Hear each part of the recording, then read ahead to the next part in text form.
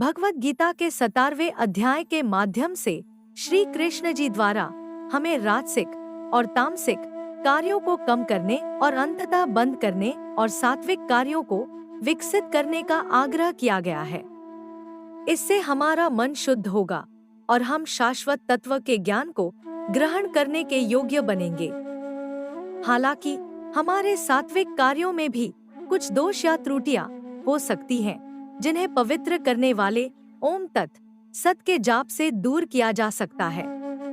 वास्तव में जब तक हमारी स्थिरता, हमारी स्थिति ईश्वर में है, तब तक सभी कार्य स्वतः ही सात्विक हो जाएंगे।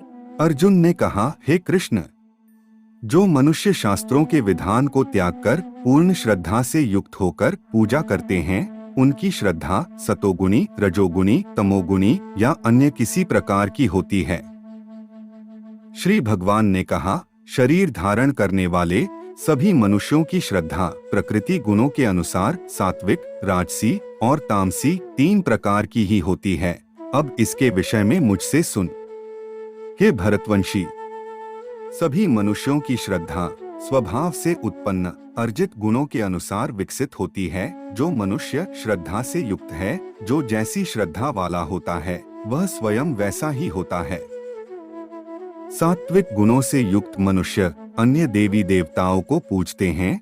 राजसी गुणों से युक्त मनुष्य यक्ष और राक्षसों को पूजते हैं और अन्य तामसी गुणों से युक्त मनुष्य भूत प्रेत आदि को पूजते हैं। जो मनुष्य शास्त्रों के विधान के विरुद्ध अपनी कल्पना द्वारा व्रत धारण करके कठोर तपस्या करते हैं, से घमंडी मनुष्य कामनाओं, आसक्ति और बल के अहंकार से प्रेरित होते हैं।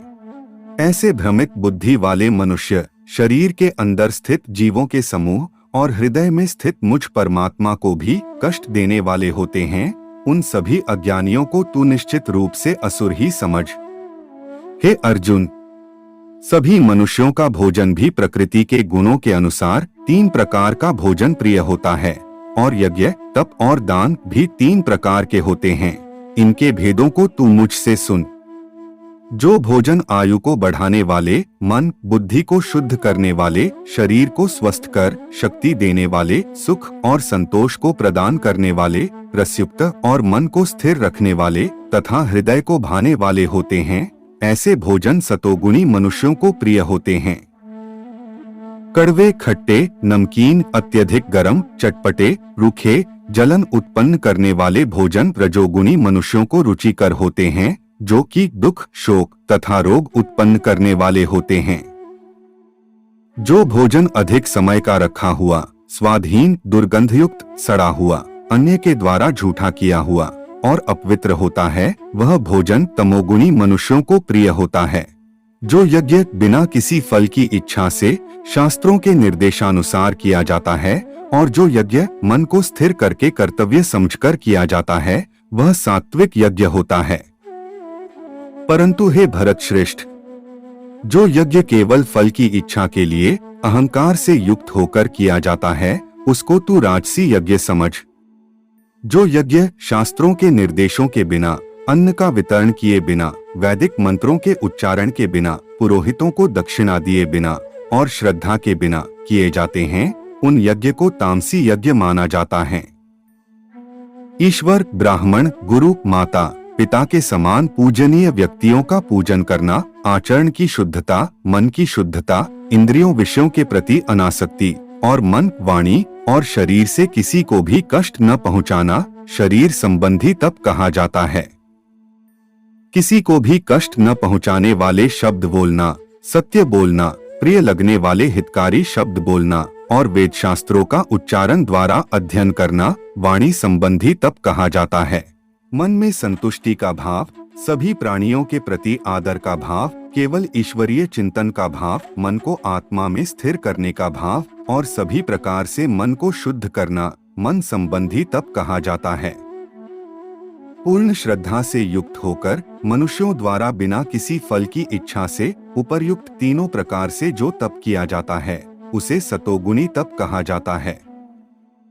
जो तप आदर पाने की कामना से, सम्मान पाने की इच्छा से और पूजा कराने के लिए स्वयं को निश्चित रूप से कर्ता मानकर किया जाता है, उसे क्षणिक फल देने वाला रजोगुणी तप कहा जाता है। जो तप मूर्खतावश अपने सुख के लिए दूसरों को कष्ट पहुंचाने की इच्छा से अथवा दूसरों के विनाश की कामना से प्रयत्न पूर्वक किया जाता है, उसे तमोगुणी तप कहा जाता है। जो दान कर्तव्य समझकर बिना किसी उपकार की भावना से उचित स्थान में उचित समय पर और योग्य व्यक्ति को ही दिया जाता है, उसे सतोगुणी दान कहा जाता है। किंतु जो दान बदले में कुछ पाने की भावना से अथवा किसी प्रकार के फल की कामना से और बिना इच्छा के दिया जाता है, उसे रजोगुणी दान कहा जाता है।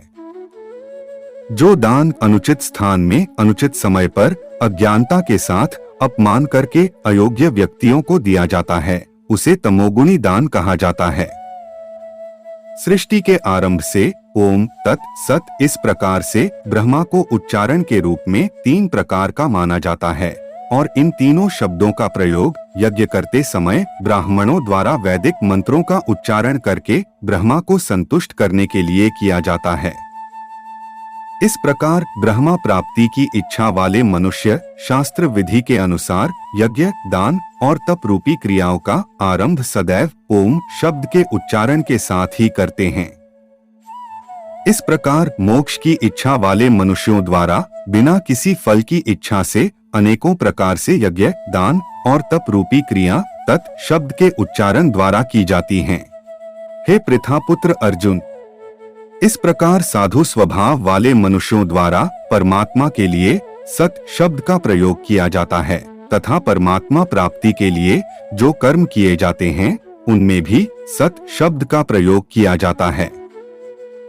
जिस प्रकार यज्ञ से, तप से और दान से जो स्थिति प्राप्त होती है उसे भी सत ही कहा जाता है और उस परमात्मा की प्रसन्नता लिए जो भी कर्म किया जाता है वह भी निश्चित रूप से सत ही कहा जाता है।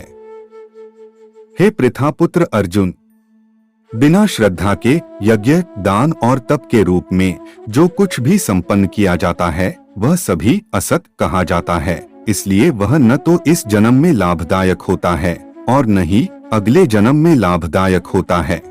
कृपया इस वीडियो को सब्सक्राइब करें व लाइक करें। धन्यवाद।